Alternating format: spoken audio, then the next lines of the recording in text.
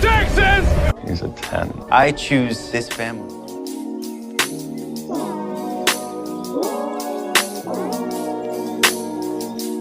Hey guys, welcome to episode 108 of 901 Lone Star Roundup. I'm one of your hosts, Grace, and with me are my lovely co-hosts, Katie and EJ. Hello. Hi, guys. And today we will be talking about season 7, episode 2 of 911 titled Rock the Boat. And there is so much. We pick off immediately where we left off, thank goodness. Right. So let's just head straight into it. As we know, we did the first episode of the season with the pirates overtaking Bobby and Athena's cruise ship. And at the time that the pirates took over, Bobby and Athena were in captain's deck, like the bridge, I think it's called. Mm-hmm. Mm-hmm. And so they're technically at the top, so they're looking down, overseeing everything. There actually aren't all that many pirates. They're like, I think they count 7, but you know, they've got guns, so you can make a lot of people do a lot of things. Right, it was like 6. Wait, nope, 7, 18, and 5. There was one. Oh, yeah. Yeah. That's Athena and the nope, 7. Yeah. Yeah, because like it's a huge ship. It's like, well, they can't cover everything, but it's like, well, there's one more person. Yeah. And you know, again, like, and I think guns kind of like triple the odds, if we're being honest, because you know, you can try taking down one shooter, but with 7 spread out strategically, and these guys obviously knew what they were doing. Yeah. Well, and they were determined. They were looking for something. Oh yeah. They had And they're the only armed people. Let's Right. yeah. And I was just there like, Athena, do you have to have like a handgun? Of course she doesn't, but Right. Yeah, I know. Oh, she wishes. And so these pirates think Norman has this dongle, which I'm still a little confused on what that is. But I guess it's basically like, it's just like a flash drive essentially, but like but it has like all this whatever stuff wasn't on it it. like cryptocurrency or something? Yeah, which honestly, like, I was looking up because like I don't even understand what any of that is.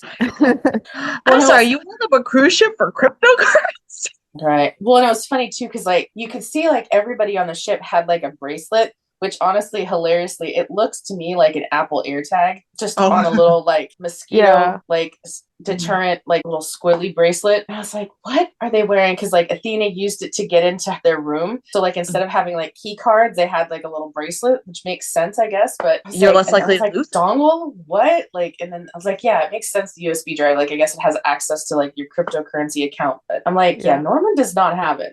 Norman doesn't have it, and Bobby and Athena, you know, they it's not like they could really rock the boat, but like once the guys have Norman under gunpoint, they're yelling at him, being like, hey, he doesn't have it. We've been traveling with this guy. Like, we know this guy. He doesn't have this. And, you know, I honestly there's frustration in this instance because it's like, you do. Yeah, exactly.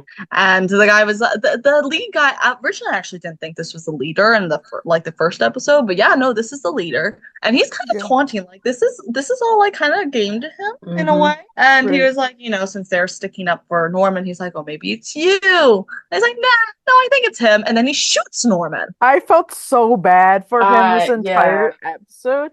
Like, I'm like so, like, obviously Team Norman. I really do like him. Like, I feel so bad. Like, he seems like just such a nice guy, and like I'm just like, poor Norman. Like, Norman, oh my goodness. Right. And the guy is still asking for the stupid dongle thing, and Norman does, of course, and he's alive, but he's bleeding he has a gut shot. And then Athena's piecing this together. You see like the camera panning around. She's all the pieces that she's making senses of this whole trip are clicking in place. I love Athena. Athena doing what Athena does. Oh my gosh. Best. Yes. and that's why she's a police sergeant. Just saying. Yep. And why she could be more if she wanted to. Yep. Exactly.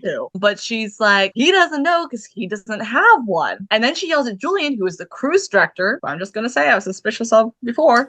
Right? It wasn't quite what I thought it was, but I was correct. We were correct to be suspicious of. Yes.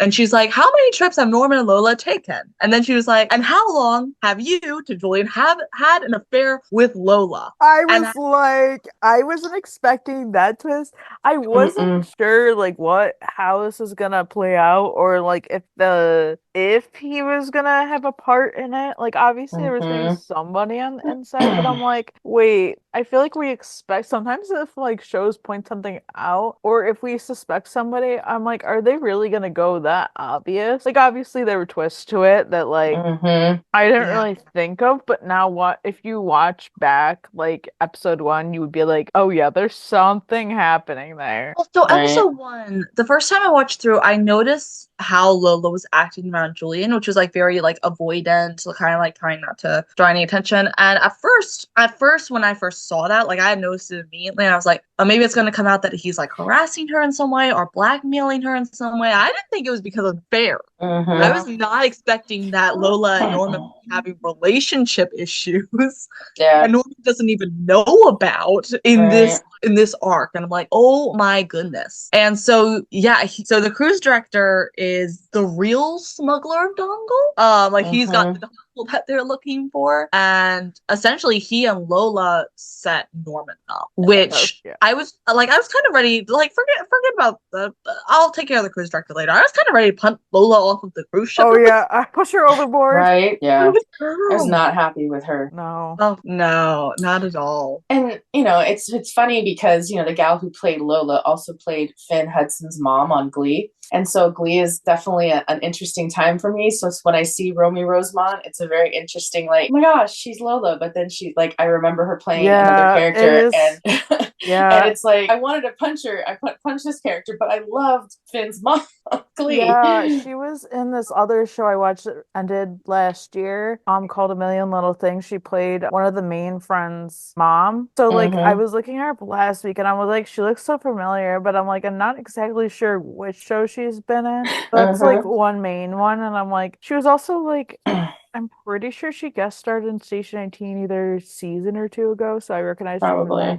Yeah, so it's just interesting to see this, but yeah, I was definitely really mad at Lola. I was like, oh yeah. And I don't know exactly how much part she played into the setup, but I definitely, like, she was involved. Like, for sure, she cheated on Norman with Julian. And I think Julian did that on purpose because he thought they were more of a high roller than they actually are. Yeah, and he did this to multiple people because, like, Athena was like, how many people? It's like, well, obviously this happened before, and it's like, oh, so what else are we looking at?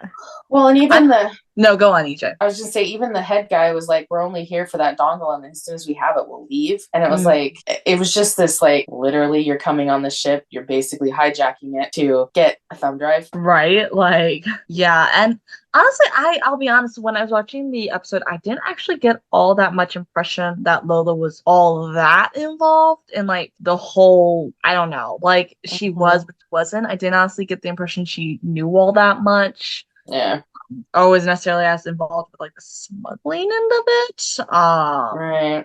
So, like, who knows? At this point, like, I don't know. I don't know if we will know how involved she was, but she definitely knew something. And so, yeah, they get the cruise director. He does hand over the hard drive or the thumbnail, and so the pirates leave. I was like, this does feel a little short-lived, but obviously we know other stuff is happening, right?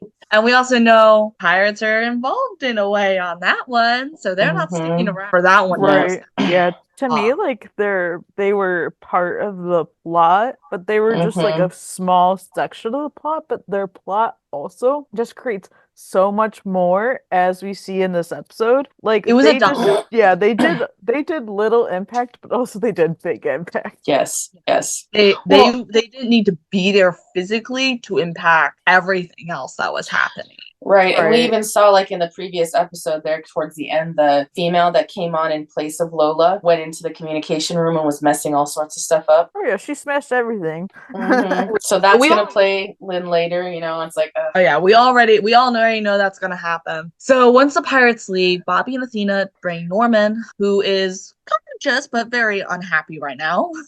I'm probably wishing he was very dead. They bring him to the casino and put him on the roulette table, and it was a through and through gunshot wound, which is good, but it's still not a great situation. let's see, Athena talks to Lola while Bobby is helping Norman. And I'm like, okay, they easily slid into their respective roles at this. And Lola asked Athena how she knew, and Athena noted that she wouldn't look Julian in the eye during that dinner. She knew. And I was like, and that's when I like flashed back to that scene. I was like, I knew something was wrong there. I just didn't know what was wrong.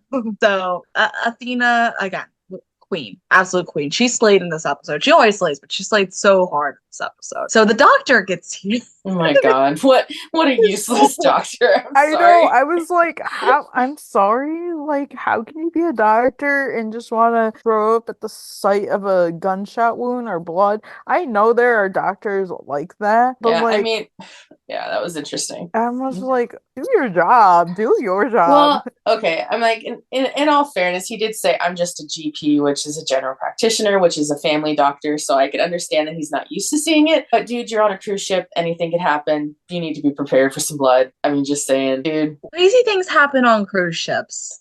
Yeah. Honestly. So yeah, no, I can't. It's not. I'm not gonna be too hard on the guy, but he's certainly not the person we need in this moment. Bobby's like, I can handle this. Yeah. And so he I got this under control. The broken nose of Julian, which I think has had his nose broken like twice by now. Oh yeah, because one of the pirates punched him when they like figured out. Well, when Athena mentioned that, like the stuff with him and Lola, and then like him handing over the drive or whatever. Yeah. So the doctor goes to help him out. And Athena asks Bobby what he needed, and he's like, my team, which is that. Yeah. Oh my goodness. Oh, that hit. The Fire Fam. And speaking of which, we flash back to LA. Not flashback, but we head straight back to LA. So we go straight to an accident that the 118 is attending. It's a car accident. It's not all that great, honestly.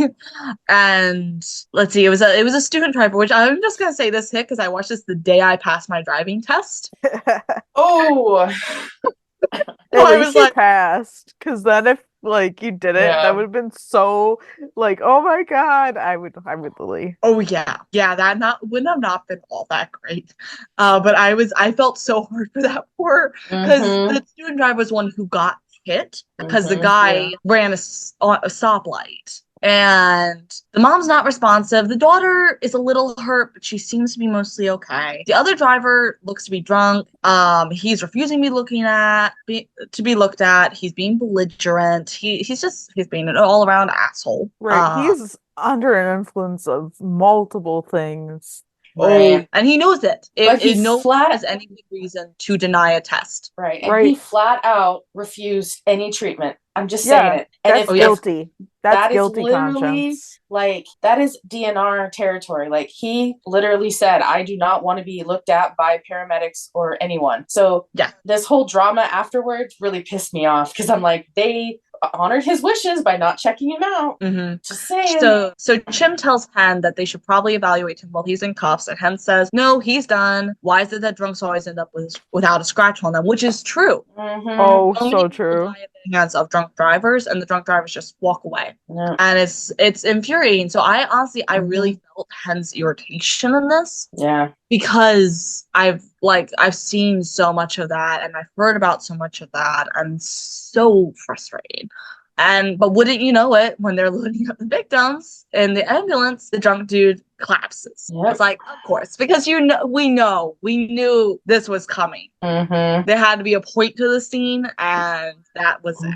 So at that, we go back to the cruise ship. So we leave on a little bit of cliffhanger in LA, which is really the whole episode is one gigantic cliffhanger. And we go to Bobby talking to Norman. I'm just going to say, I really loved this scene. Yeah, this was really good. So Norman's talking about being married, and he and Lila have been married for 36 years. Wow. And now he's like, my wife cheated on me. They sold all their things. They downsized their home, or they downsized and sold their home. And one thing that really struck me was he was like, we had this big yard sale, and they only, for 36 years worth of stuff, they got $2,800 for 36 years. Like, I feel like what the feeling I was getting out of that line was he was like, was all of this worthless? Like this feels like none of it was worth anything. Right. Was it? Yeah. And he's talking about the money and the cheating. Yeah. I felt so bad for him. I felt so bad because like, was it really worth the risk? Especially like at the end of the day, if you do something like that, like yeah, it is just stuff, but like stuff also carries like memories. It's sentimental. It's like that's why I don't think I could ever like do what they're doing. Like I'm like, nope. No. I agree with that. And yeah. So he asked how long Bobby and Athena have been married, and Bobby says they just celebrated their 4th year anniversary. And Norman clarifies second marriage because obviously they're both a little bit older. And Bobby's like, yes, both of us. And he asks Bobby if he's happy. And Bobby says, yeah, I am. And we know that. And this is so sweet because we know Bobby and Athena have not quite been on the same page like the whole season so far. But there's no like denial they love each other and that they've been happy. So and you can kind of see all that running through Bobby's face. At least I could. Like I was like, oh yeah. Yeah. He was utterly sure in his conviction, that they're happy with each other. Even despite like his frustrations with Athena being passive and Athena's being passive because of her own stuff going on. It was and I'm like, can I have a relationship like you guys? Yeah. I love Bobby and Athena. They have such a great relationship, and they've had a rocky few years. When he said 4 years, I'm like, has it really been 4 years? But I guess it was the end of season 2. Yeah, that is kind of wild. Yeah, it feels like they've had a decade or more. Honestly, they've lived multiple lifetimes. Yeah, it doesn't feel like that long, but it also does because, like, it was like the end of it was the last episode in season 1 where like Bobby goes on the date and she was the one at the restaurant, and then like season 2 they dated for like a while, and then like they got engaged and married in that season. But yeah, it was a brief whirlwind. Yeah, I remember that first scene coming back to season 3, and they're like, "Whose stupid idea was this?" Where the fire truck has to stop that car that's brakes went out on, and Bobby's like, "My wife," and that was kind of his way of telling everybody. And I was like, "Wow, I forgot about that. I love it." They really have a habit of not telling things, of just like going and doing. And also, I love that habit of them. I like that. Yeah, I love that because it's like it's nice to like save things for yourself. As long as they tell the kids and as long as they figure out stuff with their jobs, that's all they need to tell. Then we go outside of the casino or towards like the front part of the casino where Lola is.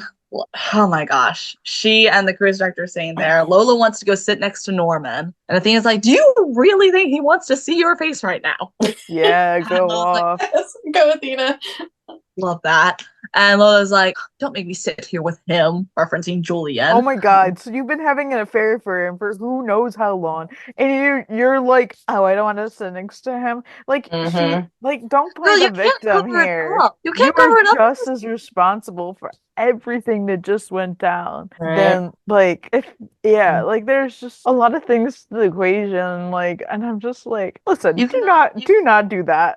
You cannot pretend to love your partner now. You cannot, and I get there are so many people that be like, oh, that cheating doesn't reflect how I love my partner. No, it does actually. Because love and respect go hand in hand. If you cheat on your partner, you don't respect your partner, so you can't love them. There is that saying that like they'll like cheat on you. What is that? What the heck is that saying? If they'll cheat with you, they'll just cheat on you. Yes, that's what I was looking for. I was like, I know this saying, but like I didn't want to say it wrong. So like Julian's password was all like, I heart Lola kind of hot. Wasn't it like hot for Lola or something like that? Something like that, yeah. And I'm just like, oh, cringe. It was so weird. But it was clear he was a lot more invested in that affair than she was. She was using him. We all know she was using him, absolutely. And honestly, she just obviously saw him as like a toss in the bed, even though it was literally for probably a couple of years, if we're being honest. That's probably going on about as long as Norman and Lola's cruise ship adventures have been. And I got the impression I kind of get that vibe. It could even be as long as 4 years. Who knows when they decide to pack up? Maybe not at first, but I feel like after a while of them being on these cruises, I feel like she just got bored, and so then it probably started. Probably. So it's been going on for a while. I'm like, girl, there's no saving yourself in this situation, okay? Like, don't even try. You're just disgracing yourself. And I think along the lines, I don't remember if Athena said this to Lola or to Julian, but Athena does say, oh no, she said to Lola, she was like, lady, you made your bed. Yes, that was later. I noted that. Because I said the same thing when I was watching it.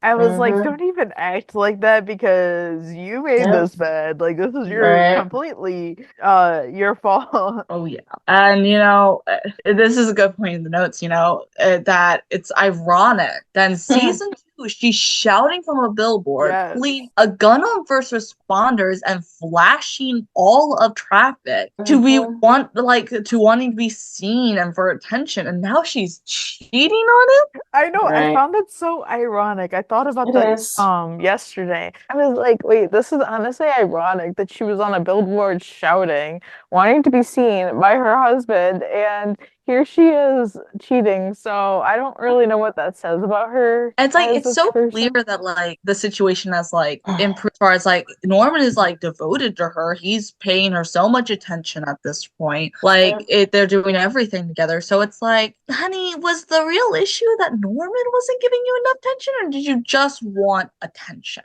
Because she clearly went and sought it from somewhere else at that point. So it's like, what was the point? Right. So yeah, at this point I'm definitely agreeing with Athena that she needed longer jail time, honestly. Yeah. Sometimes I wish people could go to jail for like cheating, because of this kind of devastation. Very strong feelings about this. Can you tell?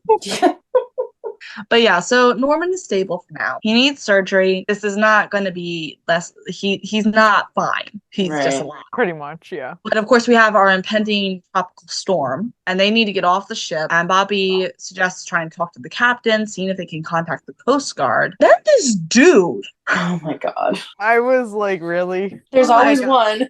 Yeah, there is always one. I can confirm that. He comes into the casino demanding to be cashed out when he's supposed to be in his room.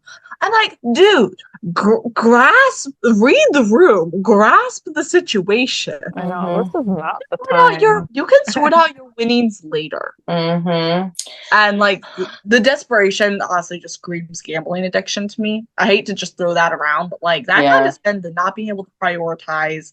I'm like, okay. And that also means there's no rationalizing or reasoning with this guy. Like, nope, I want. Right. Well, and he was he kept trying to get this through the security guard. He's like, no, I want to talk to the captain. The captain needs to do this. And it's like, dude. The captain has other things to worry about. Your money is the least of her concerns. Like, her priorities could care less about that. Right. Yeah. And honestly, can we just say that the security officer, he's one of my favorite background characters. I know. I love him. Wait. Right. I love him. And I love how Athena walked up. Her and Bobby walked up, and she was like, my captain needs to see your captain. And it was like, okay, there you go. And I was like, wow. And he's like, yes, ma'am. And I love that guy. And the guy's like, he recognized the situation and he knew what was important. And by now he knows that Athena's a police officer with the LAPD. He knows that Bobby's a captain in the LAFD. These are people that you want to like have on your side. Even if not, like, even if he didn't necessarily know exactly like their positions, he knows that they're the people like that have taken control of this situation, and he knows that the captain left them in charge of this situation because she was there like really early on in the scene, like after the pirates left, but she had to go back up to deal with the tropical storm and everything. Right. So she essentially just was like, you guys do what you need to do. You use what you need to use, that kind of deal. But she could not stay there and do it. So he was respecting that. And I love that Katie noted this in the notes about this whole like security officer guy that wants to get cashed out scene. I thought it was funny, like when Athena did come up, she had said, excuse me. And then the guy was like, hey, wait a second. How did you get that? And he's like, because she's like, I said, excuse me.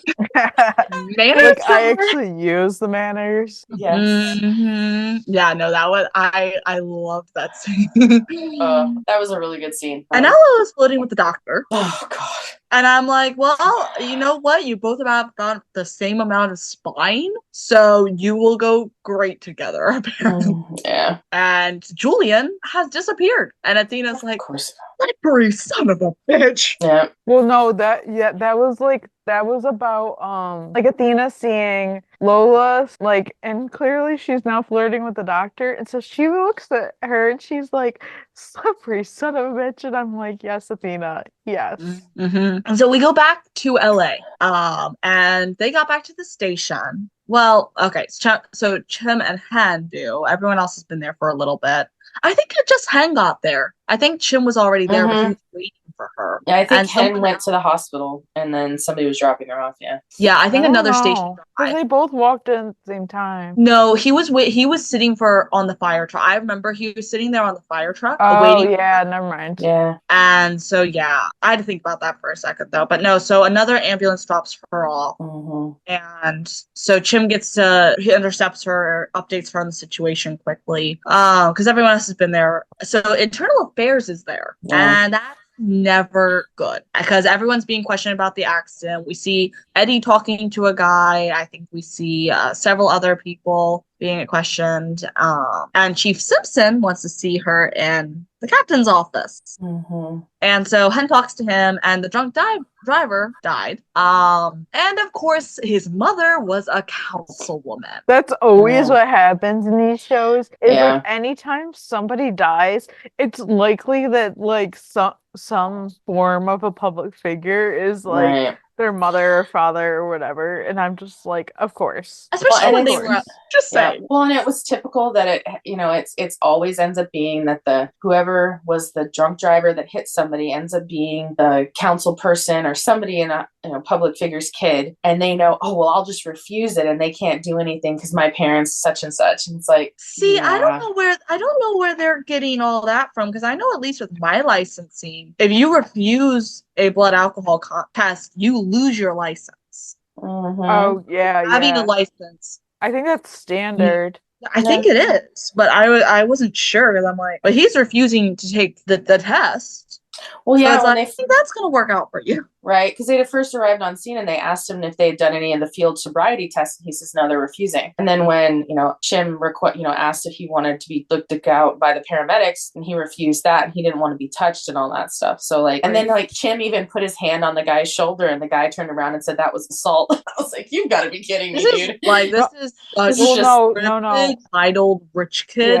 Yeah, like actually, Hen was it Hen? Hen, well, two things. Like Hen then came up because she saw the interaction and she was like, that's assault. And then the guy's like, no, I think he assaulted him basically, or like he was the one that put his hands on me or something like that. And also like if you refuse to take any field sobriety tests, you get arrested. Because it's like, okay, if you're not guilty, you're going to take the test. But like that just makes you look even more guilty. Like it's always the people who are like, no, it's like, dude, we know what you're doing. You're trying to like push it off just because they know that you're like, oh, if I don't take the test right now, then my blood alcohol or me being under influence will just go down, and then like I'll seem more sober. It's like they know. Right. The moment you refuse, there's not really there's no saving the situation to begin with. If you are driving drunk and you get caught, nothing's gonna work.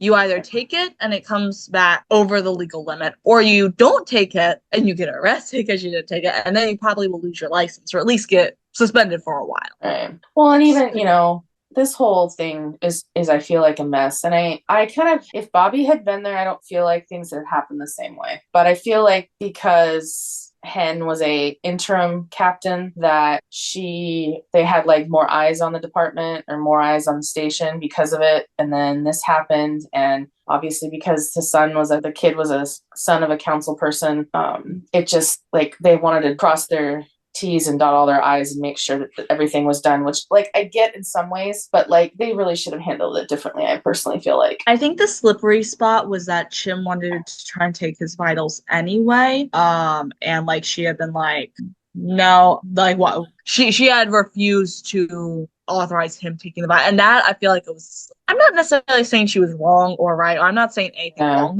but I am saying like I feel like that was the slippery spot there, because that could be viewed as like denying treatment or I don't know. So he refused treatment, so it's a whole exactly. And unfortunately, even though they had witnesses, it's he said, she said. Right. Yeah. Because I think it's also going to be assumed that the whole station is going to rally behind their captain. Right. So I don't think, the firefighters are not going to be seen as impartial witnesses. And other than maybe the cops, no one else was there to listen. Yeah. So the cops might be seen as impartial witnesses, but who knows? So it's like, it's a whole thing. It's all messy. And Hen is like kind of unofficially suspended until they figure things out. Like he just told her, go home. Yeah. That was it. They're bringing in another captain. And really, it all relies on, was he drunk? And they have not gotten the toxicology reports back yet because it's going to take a little bit longer.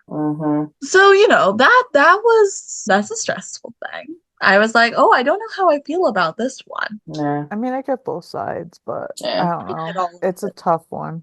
I understand the department needing to defend their houses. Right, because they could get sued. Oh yeah, big time. Especially with someone who's a public figure. Like, let's be honest, the privilege and the sway that comes with holding a title like that is not insignificant. That's why you're going to get paid more attention to if you have something backing you. If you have money and influence, that's why they can get more things done than the average civilian. And so they really don't want to get into but especially since they rely on, state funding and everything. It's a whole. I don't envy anyone who has to work in the bureaucracy and any public service department, and that includes the fire department. I do not envy the chief because he has to deal with all right. Yeah. But it's the same as, well, they're the firefighters on the ground, and they're the ones they're taking care of all these calls. They're the ones dealing with the people affected. And the mom and the daughter survived it because it could have been a lot worse. Right. So, I agree. I see all sides, but it's a messy situation. And it's just reminds me how much I hate bureaucracy. So we're going back to the cruise ship now. Bobby and Athena are talking to the captain, and they cannot get Norman to a hospital because of the storm. And this is when the characters on the show find out that the Coast Guard, there's no way to contact the Coast Guard because the pirates smashed the entire communication system. And that's like, oh, and of course that tropical storm is rolling up really fast, and it's not an ideal situation at all. None of it is. So we go to Julian, and Julian is taking money out of a safe because of course he is. Greedy little bastard. He's trying to make a run for it, which I guess he figured he'd hide somewhere in the cruise ship. And I don't even know what he was thinking, because it's like, do you really think you're going to get off the ship? I honestly think that's what he was going to do, or he was going to wait until it was safe, and then he was just going to scurry off like a little mouse. Right. Because there's no way to get off the cruise ship, especially in a tropical storm without official launching of the lifeboats or whatever. And that can't be done, and that can't be done until the captain gives the abandoned ship order. So exactly. So my guess is, because he's a cruise director, so he knows the cruise ship. My question does he know the cruise ship better than everybody else? Probably not, but he was probably fooling himself into believing he could hide in a corner somewhere until it was all over and then just slip off. I think established by now he's not very bright. So he thinks he is, but he's not. He thinks he is. He thinks he knows more than he does. He doesn't. He's met his match with Athena, because Athena's on top of him. She knows what he's doing. And Athena's always one step ahead. With a fire extinguisher. I know. I was like, I love that. That was because he was trying to bolt out the door, and she just goes, don't. I was like, yeah, no, it was so satisfying. She was like, the hell do you think you're going to do? And so we go back to Bobby, who's checking in on Norman. Norman's still stable at this point in time. The freaking dude who's trying to cash out still is there. And Bobby's just like, you realize a man's been shot. And he's like, I didn't shoot him. Yeah, that guy. That's just like... That hurt my soul a lot, actually. Yes. And Bobby's like, where's my wife? And Lola went after the snake. I'm like, girl, you a snake too. Let's not lie. True, snake and snakeette. Like, yes, I like that. Y'all made a good pair. And so Athena, when she goes after him, she zip ties him, which I thought was so satisfying, actually. Yeah. And he asks, why she has zip ties? It's like, because they would let her bring her cuffs on board. We love a queen. Love I was like, Okay. Improvise. I love it. And so the control center that the pirates smashed, so the communication center, they're trying to get the system back up and running, and they're rebooting. And the communications officer, the chief communications officer, here is ticking, and I'm just like, damn it! There's a bomb. He follows the sound. He opens the door, and there's a bomb. Well, and he also sees a random cord running along like the bottom of the wall. Yeah, and kind of follows it. I never even caught the cord. But yeah, right. But because he could just hear it. Yeah, so he was following the cord, and the sound was getting louder as he got closer. And then I was like, "Don't open the door. We know what happens when that." I was like, "Shit, that's not gonna go well for you." And it goes kaboom. And almost immediately the ship is just tilting sideways. And I'm like, oh, we're in it now. And of course, let's think about it. Logically, it makes sense. Pirates aren't gonna want any witnesses. Right, yeah, because like when they do get to land, like stuff's gonna happen. So it's just like also like it wouldn't be over with them just getting the drive and then just going on their merry way. They were gonna try to cause some damage. Like that was just too good to be true of how quickly that could have ended. Like there was obviously more. Right. Oh, of course. And they knew they planted it where people were gonna be because they knew people would try to fix the comms. So it was well executed, but it definitely it sucks. And yeah, again, 7 people couldn't shoot everybody on board, and that would leave too much evidence. But fake the cruise ship going down at sea takes care of the problem for them. Yeah. So here we go. We're officially in the climax of the situation. This is only the beginning. Right. So back to LA. Cause cliffhangers. So Hen goes to talk to everybody. So we have Chim, Buck, and Eddie. And Buck promises that they will make the filling captain's life hell. Of course he will. We know they do that if Bobby wasn't there, except it's like Hen. It's no different than when a teacher's out and there's a substitute teacher and the kids go crazy. It's literally yes. It's the same thing. They just got a stake there. They're like, you're not our captain. Okay? Our captain is staff. Right. And Eddie questions about if the talks come back negative, and Hen's like, I don't know. The councilwoman's looking for someone to blame because we all know she's not going to acknowledge her son was at fault. And Buck says, well, they can't fire you for one bad call. I hated that. Yeah, listen, that was I don't necessarily blame Buck because it's a logical question. Yeah. Right. Because there are bad calls. There are bad calls. I'm not even saying this was it, but there are bad calls sometimes. But unfortunately, it was the wrong time to say that. Yeah, bad timing. Hen is roaring through. She's touchy about this, understandably. This is a high-stress situation. She's like, who said it was a bad call? And Buck's like, I didn't. I'm like, Buck. We love you, Buck, but you do put your foot in your mouth sometimes. As somebody who probably would say that, I understand, but I'm also like, oh my god, like what is happening? Like, and Hen, and Hen's like, we can all smell it, and Chim says he didn't, and Hen did. So of course we're not as close as Chim was, but also like a lot was happening, so I could understand if you didn't remember anything, even a smell, like you forgot, or like there was just so many like moving parts upon this call. So I'm just like, I totally understand, and also different people see different things, so I'm just like, I get it. Well, and I think that we've got the whole situation about like Hen saying she smelled alcohol, Chim was standing closer and he didn't, and Buck and Eddie were like, well, we weren't anywhere near you guys, so like we have nothing to base it on. So this is really that is a really he said she said situation right there, because like, and I'll be honest, like I can kind of see both ends of it. Obviously, we support Han, and we know what happens later and everything, which we will. But I will say, having grown up with 2 ex-cop parents, and also like having other first responders in my life and everything, I know that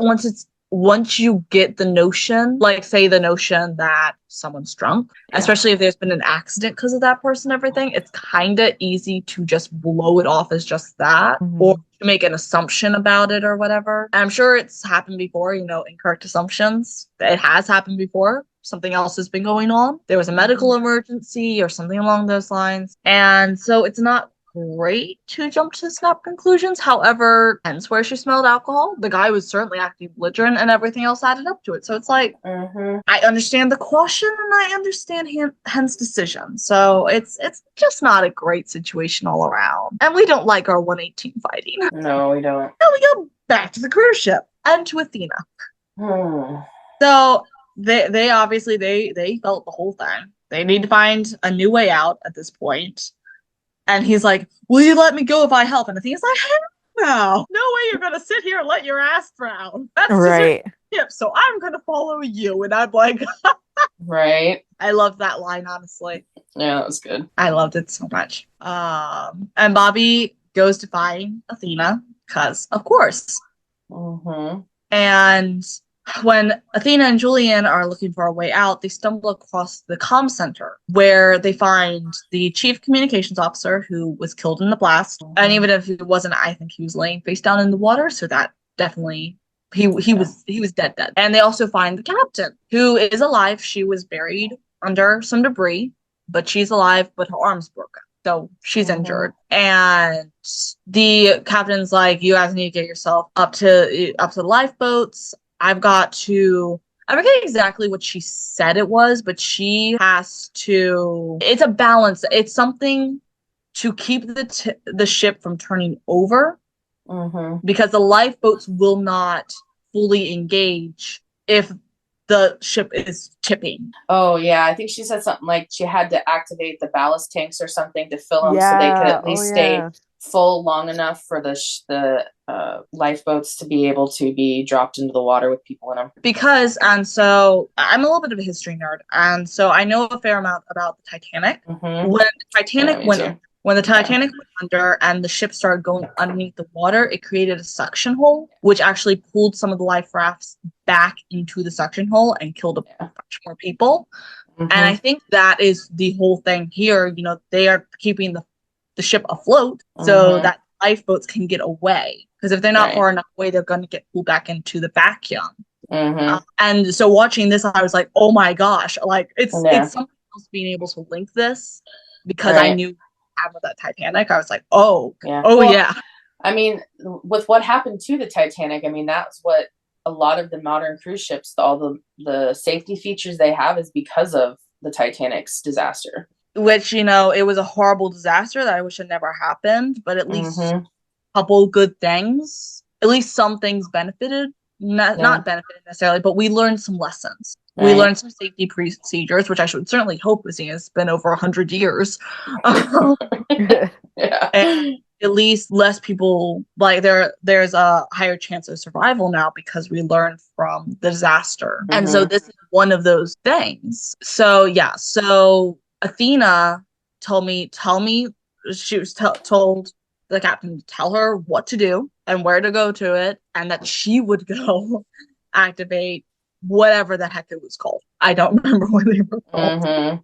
But the thing that would keep the ship afloat. And she did. And so Julian was tasked with getting the captain up to the deck, and Athena went off on her own. I'm like, of course she did. This also gave me vibes of when Athena talked and allowed Marvin. Yes, I was thinking the same thing. I was like, this is another season 2 flashback of Athena letting a prisoner to help with something. I'm just saying. And it's like, I loved it. I'm loving all the season 2 flashbacks, you guys. Like, even in the smallest way. Yeah, the callbacks to that. Like, oh my gosh, the reminiscence.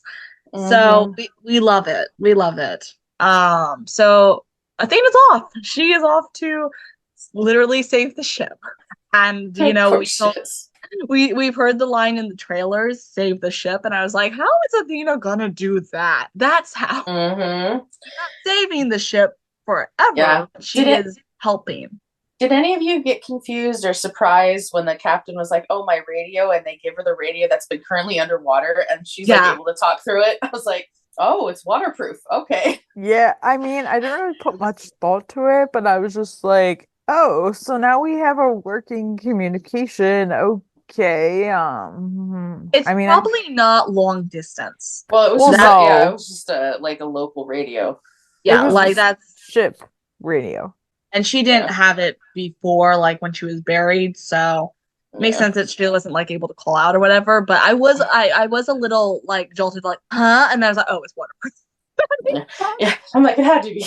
It had to be. I mean, we're at the point where things are very like waterproof and water resistant. So yeah, I think people finally got the notion, finally got on, the whole plan with the fact that the Earth is 70% ocean or 70% water. So they're like, oh, we'll accommodate all the water plus rain. So yeah, Athena's off, and we go back to LA, and this time we're with Hen and Karen. And I'm just gonna say, I love Karen. She's just being a very supportive wife right now.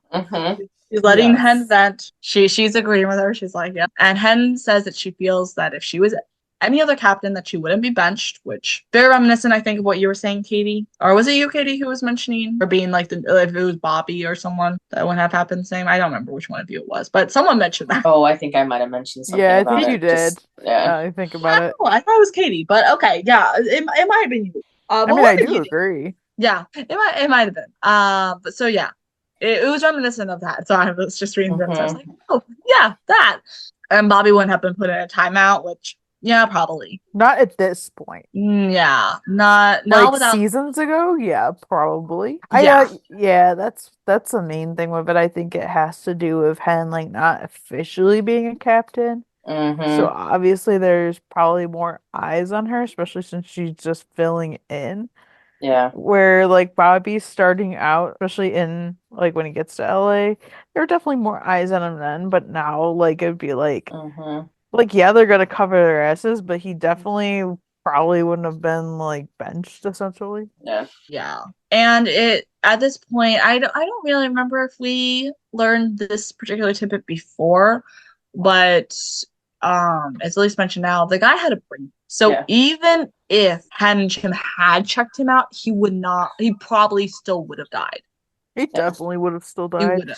He would have. I don't think we knew this before, but I feel like I kind of figured that's probably like what happened, just knowing like what kind of happens in these situations. And I've also seen this happen on other shows where like the guy or person's handcuffed and then of course they get like a brain bleed. So I'm like, yeah. Well, and sometimes those can go so undetected until all of a sudden you're dropping dead. I mean, it's like oftentimes you can check for them, but not all the time. Yeah, and you have to be checking for them too. So it's like they couldn't even check his vitals. Like, and he certainly was acting. Well, he was acting a little drunk and belligerent, but he was acting uninjured. So it was like, so that to me, that is like, even if there was found to be any sort of negligence, like there's still the thing that he probably still would have died. So it's, like, was that going to play into the verdict too? So, it's interesting little points. And Hen calls Athena, which I love. I love their friendship. We don't see it, but I love their friendship. And Karen's like, don't bother her. She's on vacation. Can't get to Athena, of course. So she calls Bobby's phone too, and they both go to voicemail. And Karen's like, they're on a cruise. Cell service is probably spotty. And Hen mentions how they were FaceTiming yesterday. And Karen was like, well, that was before the hurricane. And Hen goes, what hurricane? Like, what hurricane? Yeah. So the tropical storm has now been upgraded to a hurricane because of course it has. Right, because it's 911 and we can't do small things. Yes. I can't do just one thing at once, Right. Gotta do multiple things. And Hen's like, why didn't you mention something? And Hen's like, it literally just did. And it's gonna go back out to sea. And it's like, you mean out to sea where Bobby and Athena are? Right. And Karen's like, those vessels are equipped for this, but Hen notices she can't even find their cruise ship. Now, at this point in time, I'll be honest, I don't know how much of like what's happening right now is born out of like a like thorough gut feeling that something's wrong and like a residual feeling of like need to solve something, like kind of her stress being poured out into this. Which that was like obviously we know something's wrong, but like my first instinct is like, well, looking at like their lack of information on what they know, I'm like, I'd be uneasy, but I feel like I was in the same situation, I'd be quicker to jump to the conclusion something is terribly wrong because of everything that's happened tonight. So I'm like, obviously she's right, but I'm like, I'd be paranoid. I'd Yeah. be like, wait, I can't find their ship. Like, maybe I'm just being paranoid about this whole situation. Just like, maybe everything's fine and like it's just not trackable right now because that does happen. We also know Hen has a great guts, like feeling, like great. Right. So it's like, I think it's both of those things at this point. I think later on it grows more into a gut feeling. Like I feel like she becomes more focused and it's a gut feeling. But right now I think it's everything else that night, along with a little bit of an instinct being like, oh, something's wrong. Yeah. So back to the cruise ship, we have Bobby looking for Athena.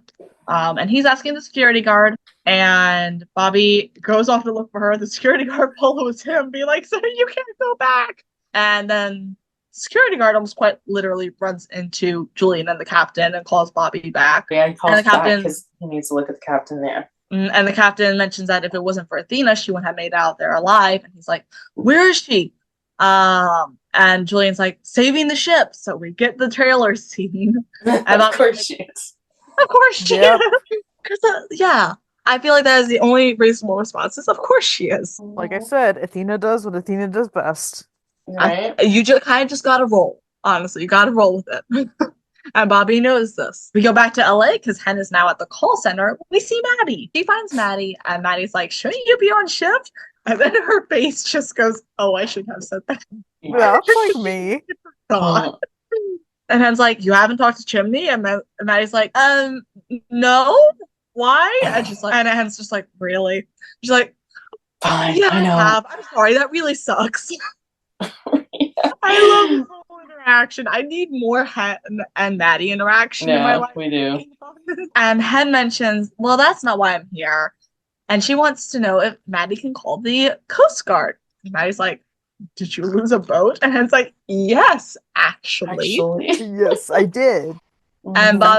And she's like, "Bobby and Athena's cruise ship, the Uno, is missing." And Hen says she needs to find them. And Maddie's like, I'll make the call. Honestly, kudos to Maddie for just kind of rolling with this because it sounds bizarre originally. It sounds bizarre originally, but like she rolls with it because she knows Hen. And we go back to Athena, who is, of course, doing what she has to do to save the ship. And she's trying to get the door open to the room that she needs to be in. And it's like a wheel open, and she can't get it. Right. And suddenly Bobby's there, right behind her, helping her open it. He manages to find the release switch to open the door, which was like way on top of the door frame for some reason. Yeah. Well, and I really like that too. Like when she's got her hand on the wheel and you can see her ring, and then all of a sudden Bobby's hand kind of comes over hers.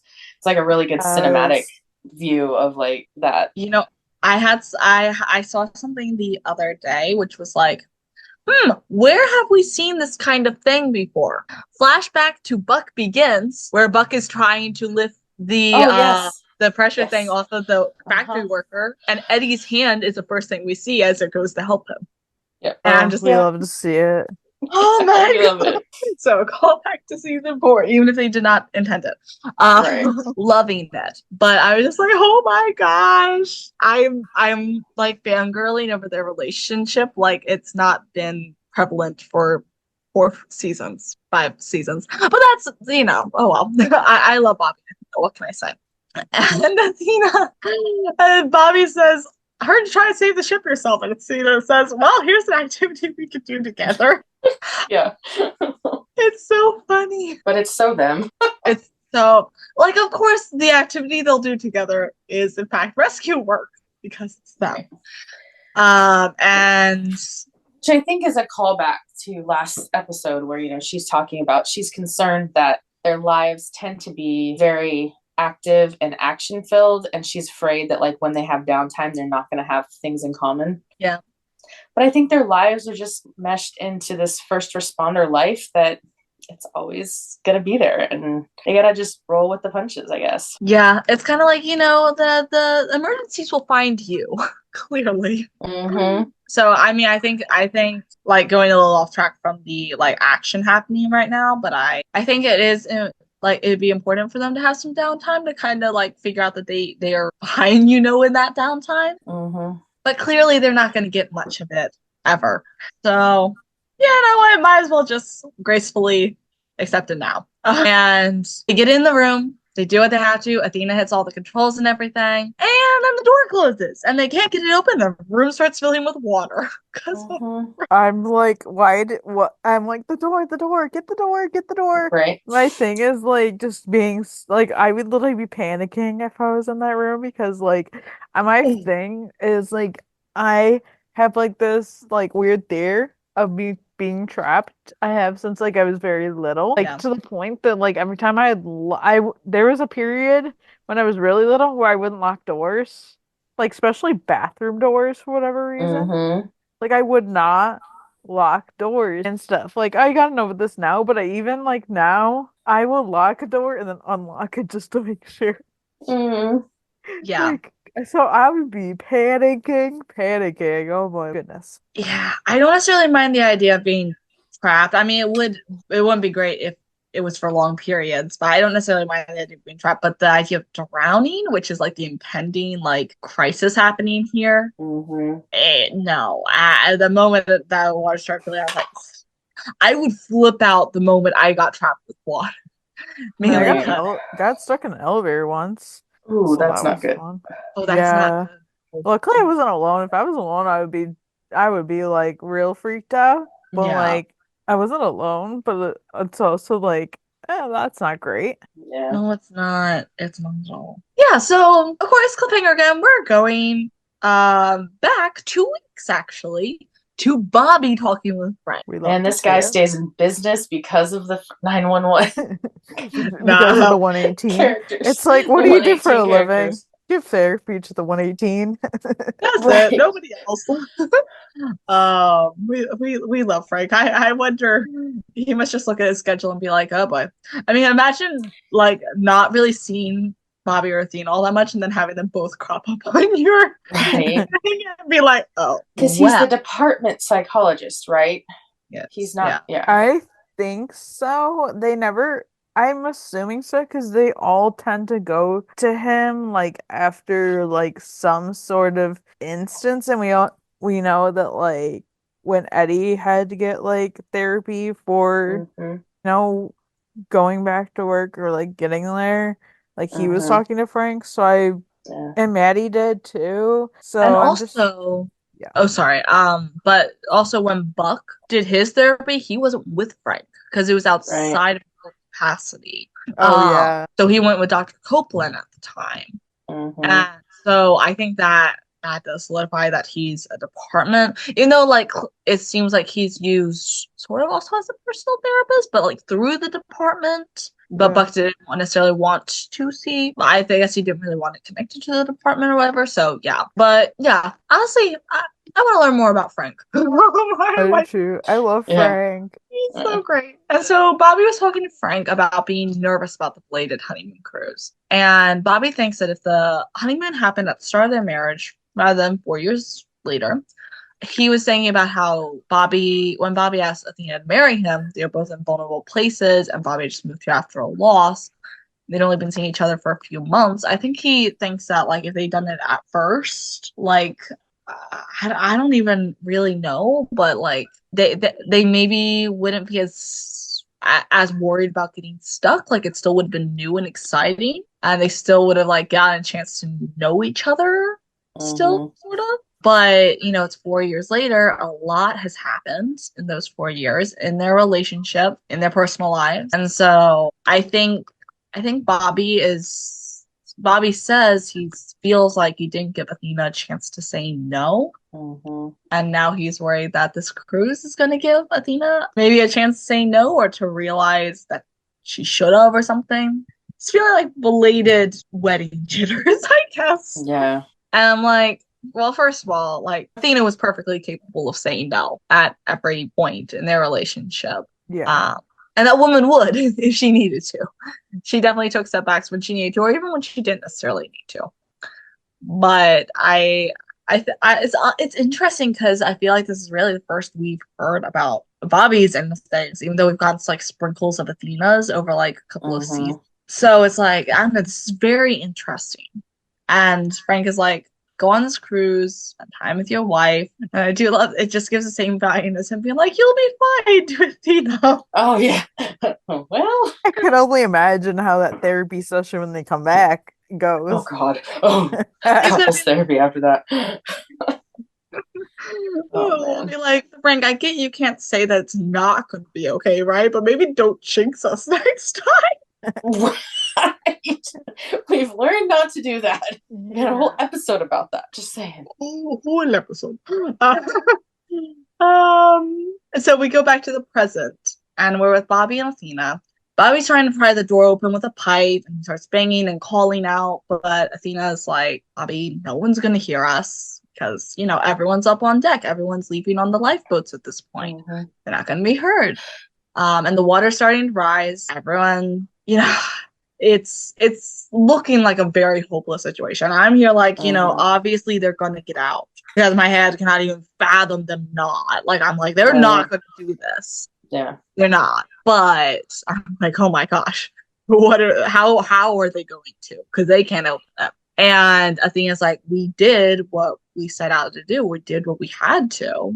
Mm-hmm. Bobby's like, I'm sorry. We wouldn't be here if it wasn't for him. She didn't even want to come on this cruise. He made her. It's like, what the hell was I thinking? To deserve a second chance like this? And Bobby's just spiraling. You know, Athena's like, no, I wanted to be. It's okay. No, it's okay. He has nothing to be sorry for. He thinks he doesn't deserve her, and that he never did, and he can't comprehend the fact that she had said yes. And my heart's breaking. I'm like, Bobby, you should have like maybe talked about this several seasons ago. But also, and when he says, you know, but she said yes, Athena answers that she would again. And I'm like, aww. Bobby is talking about how he didn't have the right to ask her, not after what he did, and he couldn't save his first family, and now he can't save her either. Like, no, Bobby. I just almost cried. It's not going well. What? No. I'll get through the rest of this before I even put my thoughts. But Athena's like, he already did, as far as like saving her. He already did. He's not the only one getting a second chance. Now, Bobby didn't make her do anything because she's here because she wants to be. Throwback that Athena can say no, she wanted to, and she exactly did. She wanted to be there, even with her reservations, because she wanted to be with Bobby. Mm-hmm. And Athena opens up. She's like, she was afraid she wouldn't know how to be with Bobby without all the noise, and that she wouldn't have anything to say when they're alone. And now she's realizing she has so much to say. And I'm like, there's nothing like a near-death experience, right? Yeah, to put things into perspective. This is the therapy.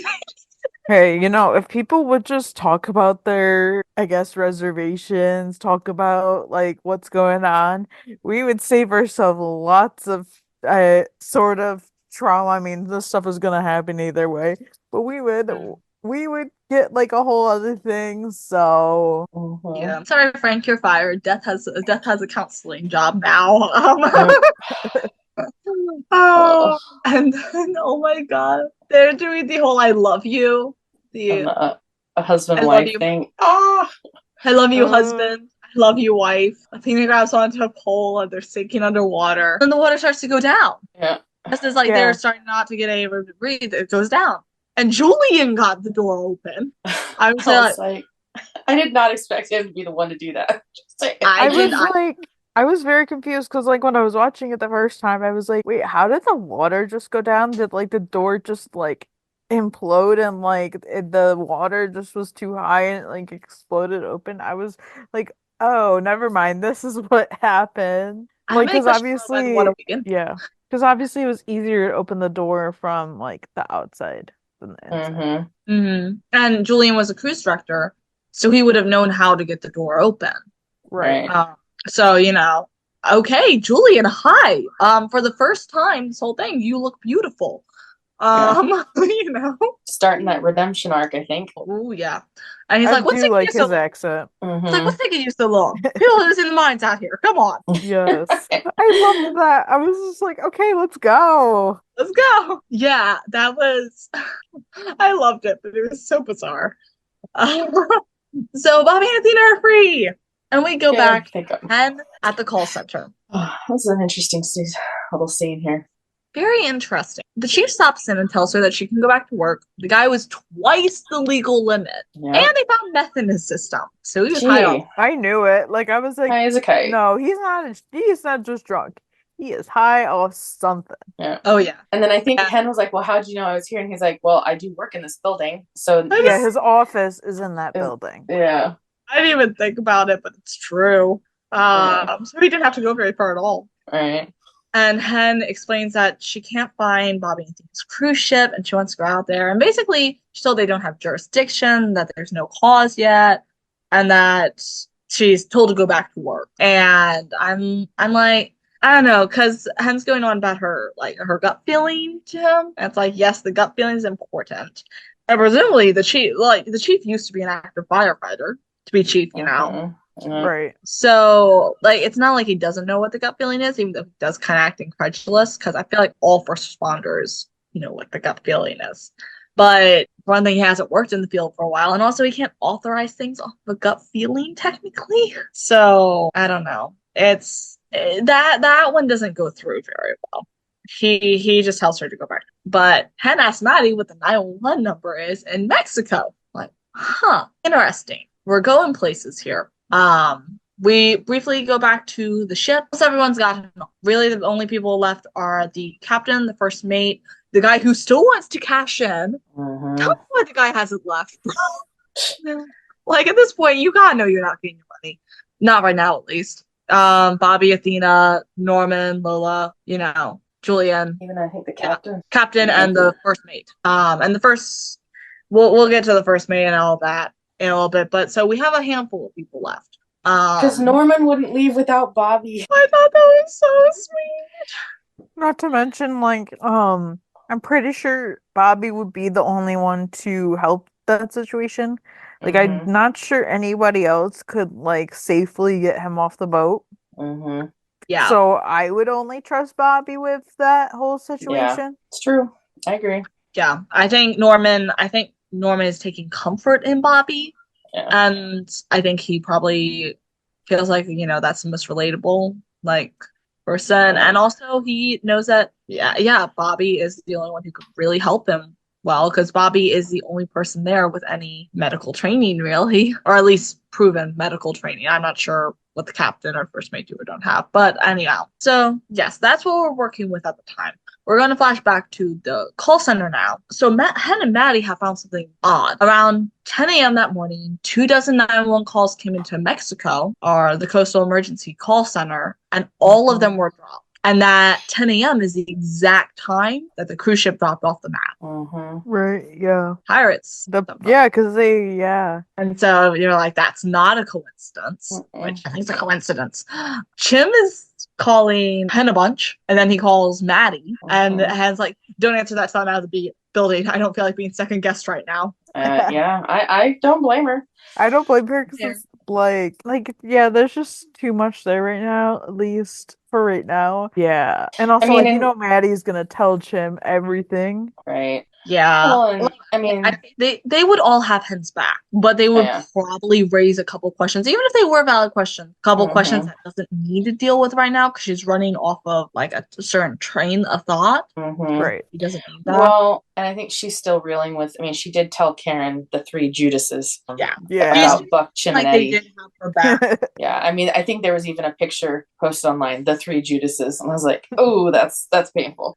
So I think she's still feeling a little bit of hurt that they didn't really jump as much to her defenses. But like we said, you know, Buck and Eddie really couldn't because they weren't anywhere near him, and Chim was the only other one, and you know, he had a different perspective than Hen did. So yeah, I think she's a little hurt right now. I think it was a lot of like wires being crossed, because it's not they didn't lie, right? But in order to back her up as much as she wanted, they felt like they would have had to have lied, and she was like, well, I don't want you guys to have to lie to back me up. And it was a whole bunch of it was just a whole crosswire thing. So of course they would back her up in the situation, even if they raised some questions, but they would walk into the fire after, or they'd be right alongside her. But it's definitely, I feel like maybe if everyone slept on it, everyone would be able to approach it again. But there's no sleep happening. All the stakes are high. Everyone's nerves are all jumbled. So yeah, I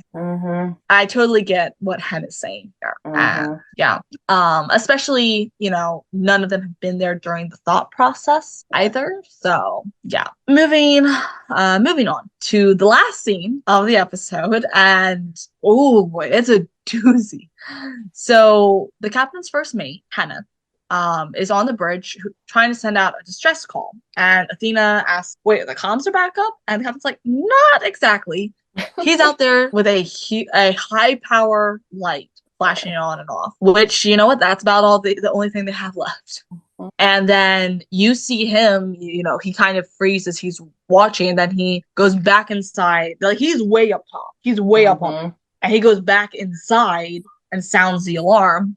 And you see this gigantic, taller than the boat, wave coming straight towards them. I'm like, tsunami, anyone? Who's getting a tsunami feel off of this one? I'm raising my hand on that one. I mean, yes, it does remind me of that scene, but I'm also like, oh, here's our hurricane in the flesh. Oh yeah, like this isn't like, this one's not a tsunami. This is just they're in the ocean. It's a gigantic wave because it's a hurricane. Right. Yeah. But it is a gigantic wave that's taller than the boat. So it's like, this is, like, I had just such a sinking feeling watching this scene. I'm like, oh my gosh, this is not going to be good. That's not going to be good. Not going to end well. And the ship tips completely upside down.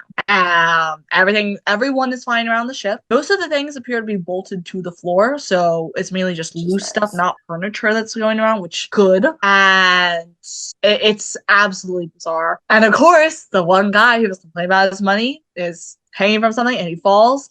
Just like in the Poseidon movie that Athena had gotten like a fear of being on cruise ships from, falls and just shatters on what should have been the ceiling. I'm like, oh, he like, yeah, he fell. Yeah, he like, it literally mirrored that, and everyone's like, I didn't really want them to mirror the movie, but okay. And I'm like, also, like, I think the only thing that's different is he's probably not gonna die, because I've seen pictures of him for the next episode. Well, let's just say he's not in good shape. I doubt he's in good shape after a fall like that. Right. I don't necessarily mind that they mirrored the movie, honestly. I actually like that, because I felt like it was a great, like, startling note to end the episode on. And also, yeah, I don't know, maybe some like background validation. Yeah. I mean, I think it's cool. And I don't know, we'll see how they execute it in like the final part and stuff. Like, we'll kind of see how they do that. Yeah, I don't know. It was so strange, because this episode, like, the first half of it it wasn't dragging in a bad way, but it was dragging a little bit. Like, I looked at the time once and I was like, oh, I still have 20 more minutes left in the episode. Like, that seems like a lot. And then, like, the whole second half felt like 5 minutes to me. And I was like, what? And I will have everyone know, the moment this ended, I squawked. I went, what? Yeah. So loud. I'm surprised no one who lives above me came down to see if I was okay. Like, honestly, I was not prepared for it to end there. I was not. I was so not prepared for it to end. This is insanity. So, but that was the episode. Yep. Oh, this is good. I'm going to straight out and say it. This is good. Yeah, I really liked it. I mean, there's really good elements in the show. There was a lot of great stuff. I feel like we have a lot of great, like, team moments. We had a lot of good Bobby and Athena moments, which I think is a long time coming. Has needed. Yeah, and I'm sure there's a lot of people out there that have been having some of the similar questions, like how Bobby and Athena did really jump into their marriage pretty quickly. But yeah, I feel like this was a good episode, and I'm excited to see next week. I actually have not seen the promo for the show, which is weird because I never see the promo for the show. So yeah, I haven't either. So Katie might have to describe it, because I definitely will. Because I watched it on Hulu. I can't see it. I'll turn the promos bit over to Katie right now, because I have not seen the promos. Right. Cool. So someone says like how they're all trapped, and like everyone is trapped. Obviously flipped upside down. I would expect so. So yeah, the boat is upside down. You kind of see it like tip, Bobby is like sort of like trapped and he has to like maneuver some sort of rope to get himself down, and Athena is like asking like if he's okay, and he's like yeah, and he's trying to maneuver him down on his own. And then we see Maddie call Chim to tell him that Bobby and Athena's cruise ship is missing. 118 is getting into the helicopter to go find them. And they're like, let's go, let's go. And whoever is whoever is flying the helicopter, the pilot is like, we're flying into a hurricane. It's like, yep. And like you can see like more water filling up on the ship. Some glimpse of Athena, and then Buck is looking out the window in the helicopter, and he's like, I can't see anything. And I'm like, dude, you're literally flying into a hurricane. Like, of course you can't see anything. And then like Hen's like yelling like go back, and then like you hear a mayday while all this is happening, and you're just like, well, that's great. Do we know who like issued the mayday? Like was it the helicopter? Yeah, it was on the helicopter. Well, that's great. And I've seen some mentions, and I don't know if there's another promo out there, but people are like, oh my God, Eddie's gonna have a panic attack about being in a helicopter again. Buck's gonna have a panic attack about being around water again because of the tsunami. I'm like, oh gosh, please don't put this into existence. I don't need all of them panicking about something. Well, we have to remember that Hen was also in a helicopter crash. Yeah. For the crossover. Oh, that's yeah, right. I was just about to say that. So I think Chim might be the only one that does not have trauma linked to these series of events currently. Oh gosh. That is true. Yeah, I don't really think that will come into play, just because I think that would distract from the actual rescue and like the stuff that's happening on the ship. I'd love to see it later though. Yeah. Like I would love for maybe to see like one or two like split second freezes on like everyone that we just mentioned part, like maybe like when the helicopter like rocks violently or whatever, like both Eddie and Hen are just there like and maybe Buck hesitates like very briefly again. I don't know. I'd love to see slight references that don't distract but like allude to, and maybe to see it referenced later. I doubt they're going to do that. That would take a lot of commitment in a very short. I would love it though. Because we did not really get the tsunami addressed for Buck, for trauma wise, and same with honestly Hen and Eddie's like helicopter trauma. We got a little bit of Eddie's dealt with, but less about like the actual events and more like just losing the like his. Yeah. So I don't know. I doubt it, but I love it.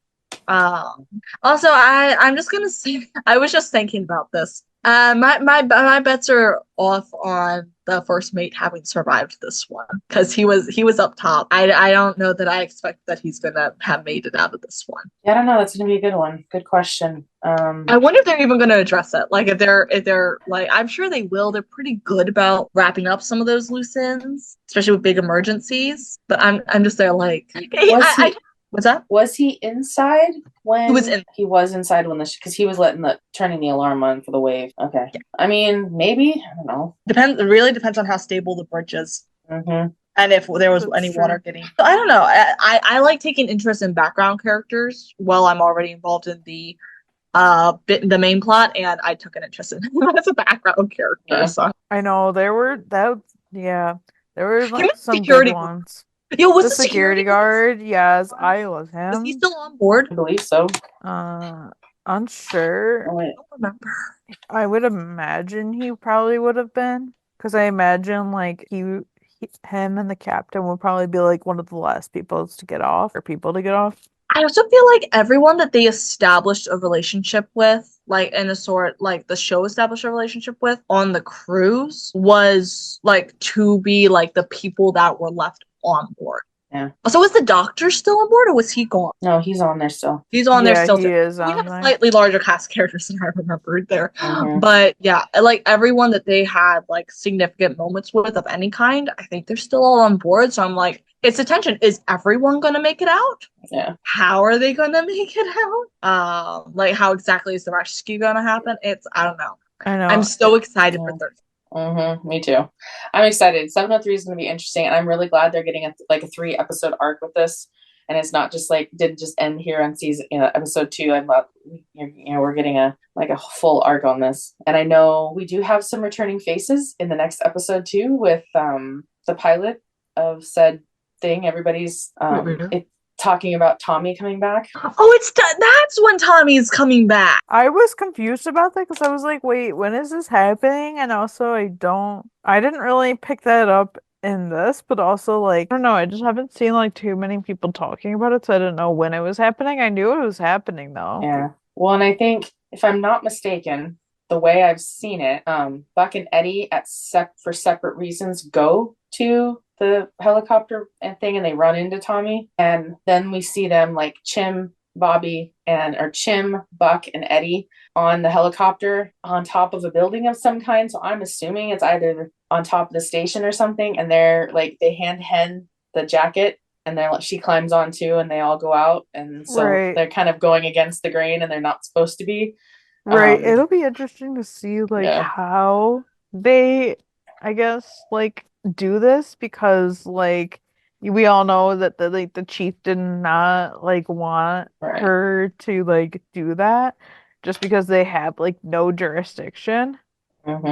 Like they have no reason to like it's like you're here to serve like the people of LA. Like, yeah, I'm really curious what's changed, like how much are they doing outside of they can only be doing so much outside of the rules, just logically speaking. Right. So presumably they got authorization of some kind. So I'm going to assume it was very reluctant. Right. Well, I was gonna say that it more than likely is that after they're off shift, this all happens. And they're just in their uniforms because they're getting their gear, because then they technically aren't on duty. So they're just civilians at this time. That's what But they're using an LAFD helicopter, I'm assuming. But are they? I think they are. Really? Because the logo on the side of it didn't seem like it had an LAFD like logo or anything. So I don't know. It might be. I don't know. I feel like it has to be something. Because also they've got Tommy, who is an LAFD, like, I guess he's an LAFD pilot then. Like, because we know from season 2 that he was connected to a station that used aircraft. Because Chimney called on him for that neighborhood fire that they couldn't get people. That's right. Yeah.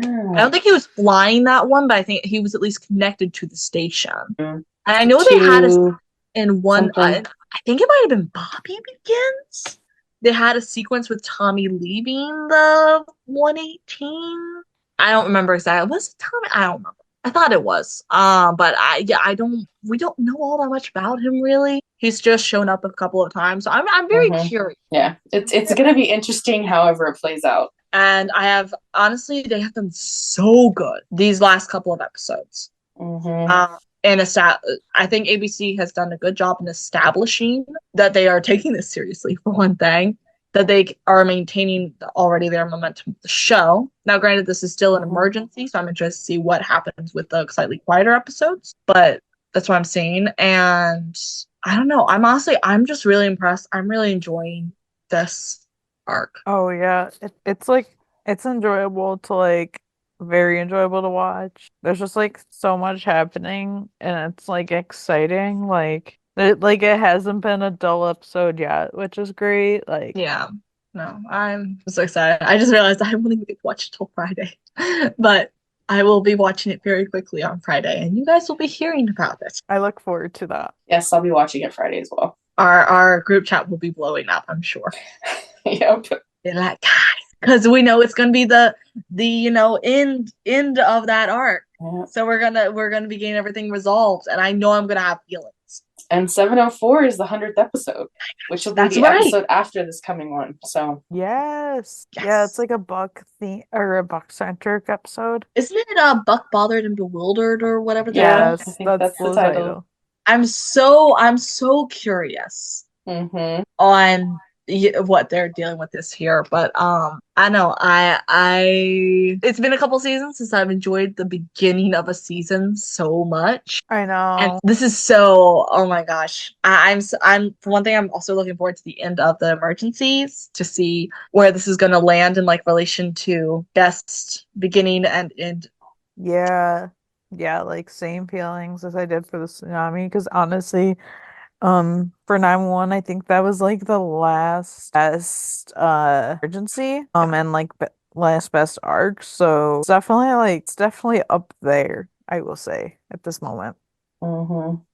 The only like big disaster, because we begin the season with a disaster, we end the season with a disaster. The last one after the tsunami, if we're not counting the crossover, because I do kind of count that as a disaster, but not as big of one. Is a little Yeah. bit more Lone Star oriented anyway.